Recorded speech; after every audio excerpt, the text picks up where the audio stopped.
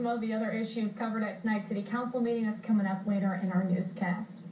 Meantime, there's a new lead in a 10-year-old hit-and-run case that nearly killed a former Guilford High School student. 23 News reporter Megan Dwyer takes a fresh look at what happened and what police are doing to solve the crime. It's very difficult to be here. It was nearly a decade ago when Mindy DalSanto's 14-year-old son was hit by a car and left to die outside of Rockford State Park. I've done so good at learning how to hide pain and suffering from people. 10 years later, and 38 surgeries behind him, Kory is permanently disabled, dealing with major brain trauma, and the reality he can never have children. People thought I'm happy and everything, but really, there's two sides to it. Whoever ran over Kory that night in 2002 has never been caught. FBI reports say Kory's body was dragged 200 feet. By the time police got to the scene of the accident, they found all sorts of car parts from other accidents that had happened at the same intersection. Police did manage to find some critical pieces of evidence: 2 white paint chips and 5 plastic car parts.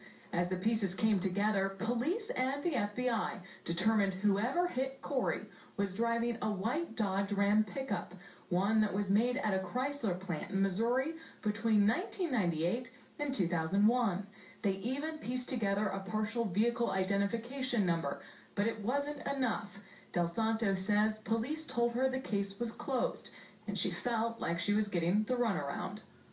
I want answers, and I don't want to keep running into walls, and that's what it's been like. Has this case ever been closed?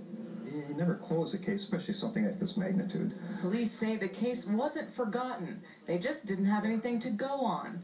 I received no more information until approximately 5 weeks ago. We received a name, a possible driver of the vehicle that struck this boy.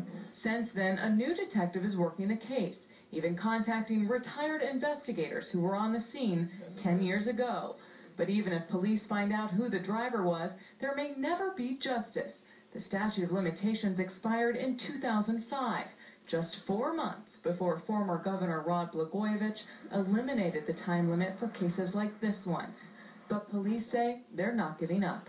The case still remains open. There's got to be a closure for the family. In Loves Park, Megan Dwyer, 23 News. Now, because of this new information out today, police say they have been re-interviewing former suspects and following up on the new lead. But they are afraid the truck used in the accident might have been sold or destroyed. The results could change.